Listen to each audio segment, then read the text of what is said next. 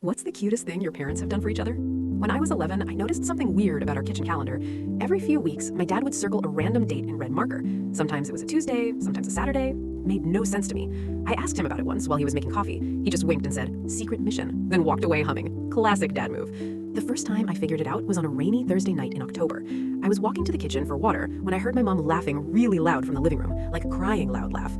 I peeked around the corner and saw the weirdest thing. Mom was standing there in her purple pajamas, holding a bouquet of those wildflowers that grow behind our garage.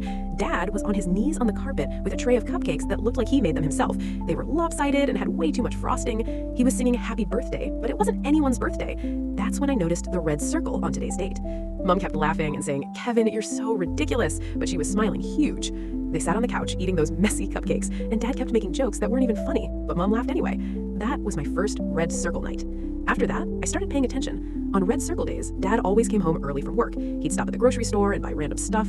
Once it was a pack of sparklers. Another time it was fresh strawberries and whipped cream. Sometimes just sticky notes from the office supply aisle. Then he'd set up something at home before Mom got back from her job at the bank. Mom never knew what was coming. One summer evening, I watched Dad string fairy lights all over our back porch. When Mom pulled into the driveway, he handed her an old blanket and 2 glasses of lemonade. They sat outside talking until like midnight. I could hear them laughing from my bedroom window. Another time, in November, Dad turned our living room into a movie theater. He cut tickets out of construction paper and wrote "Admit 1" in marker. He made popcorn and paper lunch bags and dimmed all the lights. They watched some old movie I'd never heard of, and Mom kept those fake tickets in her dresser drawer. I thought this was just Dad being Dad. He's always been kind of goofy. But then, one December morning, I woke up early to get cereal and caught Mom sneaking around the kitchen. She was sticking yellow sticky notes all over the fridge, the coffee maker, inside Dad's lunchbox. Each one said something different. "You make the best pancakes. I love your weird laugh. Thanks for fixing my car." Stuff like that. When Dad came downstairs and opened the fridge for milk, he started laughing so loud it echoed through the whole house. That's when I realized Mom had her own way of doing surprise stuff back.